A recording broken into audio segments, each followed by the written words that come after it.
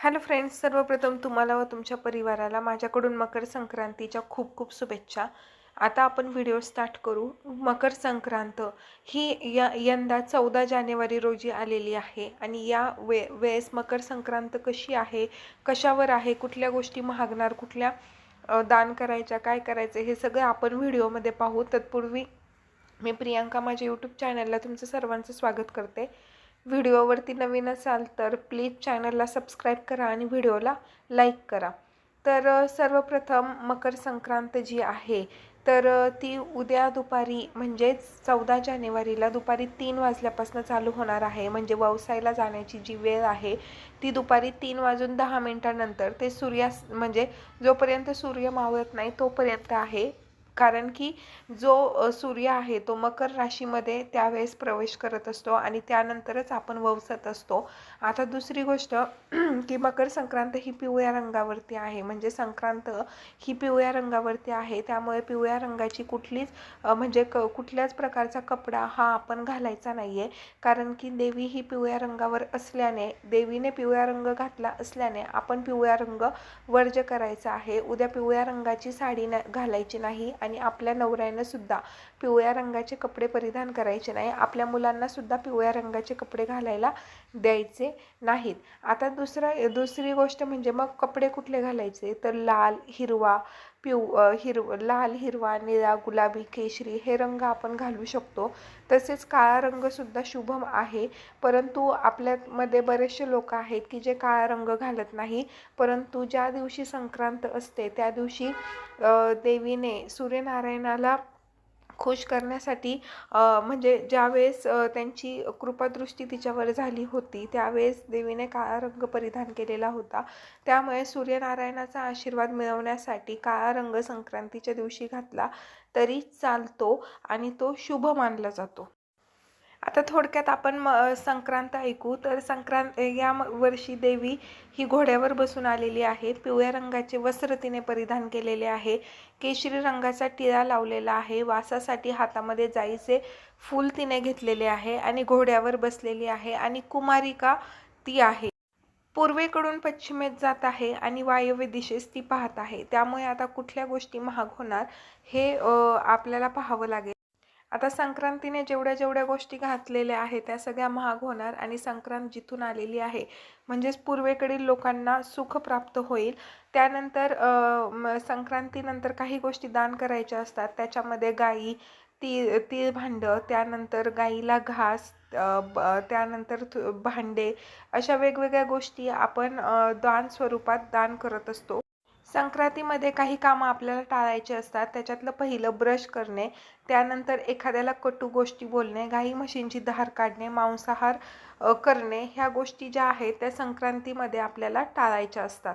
आता स्त्रियांना पिवळ्या रंग वर्ज्य करायचा आहे. म्हणजे नेमकं काय करायचं आहे की पिवळा रंग पूर्ण वर्ज्य करायचा आहे का? तर काय बऱ्याचशा महिलांचा हा प्रश्न असतो की आपल्याकडे एखादी साडी असते आणि तिची बॉर्डर किंवा त्याच्यातली जी डिझाईन असते ती थोडीफार प्रमाणात पिवळ्या रंगाची असते. तर बरोबर आहे, पिवळा रंग वर्ज्य करायचा आहे. परंतु जर समजा तुम्ही हिरवी साडी नेसणार असाल किंवा निळी साडी नेसणार असाल आणि तिला पिवळ्या किंवा सोनेरी रंगाची काठ असेल तर ती साडी तुम्ही नेसू शकता का? तर हो, नक्कीच ती साडी तुम्ही नेसू शकता. कारण की तुम्ही लाल हिरव्या रंगाची साडी घालत आहात आणि काठ सोनेरी पिवळ्या असेल तरी तो चालतो. आता पिवळा रंग जो आहे तो कुठपर्यंत वर्ज्य करायचा तर वर्षभर तर आपण पिवळा रंग वर्ज्य करू शकत नाही. तर मकर संक्रांतीचे ते तीन दिवस जे असतात, भोगी, संक्रांत आणि किंक्रांत, या 3 दिवशी हा कलर आपण पाळायचा आहे. आता दुसरी गोष्ट म्हणजे काही ठिकाणी रथसप्तमीपर्यंत सुद्धा हा कलर पाळला जातो. तर रथसप्तमीपर्यंत किंवा 3 दिवस हा कलर पाळला तर काही हरकत नाही. आता बांगड्या कुठल्या घालायच्या तर हिरव्या बांगड्या जर तुमच्याकडे असतील हिरव्या काचेच्या तर आवर्जून त्या हिरव्या काचेच्या बांगड्या घालाव्यात. त्यानंतर लाल काचेच्या बांगड्या सुद्धा तुम्ही घालू शकता आणि इतर कुठल्याही काचेच्या बांगड्या तुम्ही हातात घालू शकता. परंतु एका हातात जर तुम्ही 6 बांगड्या घातल्या तर दुसऱ्या हातामध्ये 7 म्हणजेच एक चढणीची बांगडी, वाढती बांगडी ही तुम्ही नक्कीच तुमच्या हातामध्ये घाला. त्यानंतर पिचकी बांगडी हातामध्ये ठेवू नका. आणि दुसरी गोष्ट म्हणजे प्लॅस्टिकच्या किंवा किंवा मेटलच्या बांगड्या हातामध्ये वापरू नका. आणि ज्यावेळेस आपण बांगड्या घालतो त्यावेळेस दोन्ही हात एकसोबत मोकळे करायचे नाहीत. जर तुम्ही एका हातात बांगडी घालत असाल तर दुसऱ्या हातामध्ये एक तरी बांगडी ठेवायची आणि दोन्ही हात जर मोकळे करत असाल तर धागा तरी हातामध्ये ठेवायचा आहे. आणि संक्रांतीला पिवळ्या रंगाच्या बांगड्या सुद्धा हातात घालायच्या नाही आहेत. साडीमध्ये एक सांगायचं राहिलं की पूर्ण पांढऱ्या रंगाची साडी ही घालायची नाही, कारण संक्रांत हा सौभाग्याचा सण आहे आणि सौभाग्यवती कधीच पांढऱ्या रंगाची साडी घालत नाही. क्रीम कलर किंवा इतर कुठलाही कलर आपण घालू शकतो, पण पांढऱ्या रंगाची साडी ही घालायची नाही. आता आणखी एक प्रश्न पडतो, तो म्हणजे पिवळा रंग.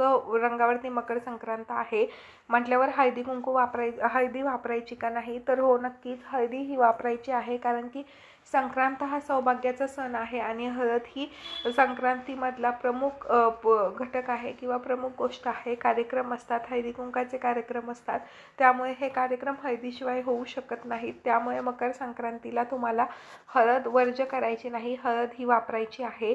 त्यानंतर दुसरा की पिवळ्या रंगावर मकर संक्रांत आहे म्हटल्यावर सोन्याचे दागिने घालायचे की नाही? तर सोन्याचे दागिने सुद्धा घालायचे आहेत. ते सुद्धा एक सौभाग्याचा सण आहे, शृंगारची गोष्ट आहे, त्यामुळे सोन्याचे दागिने हे नक्कीच परिधान करायचे आहेत.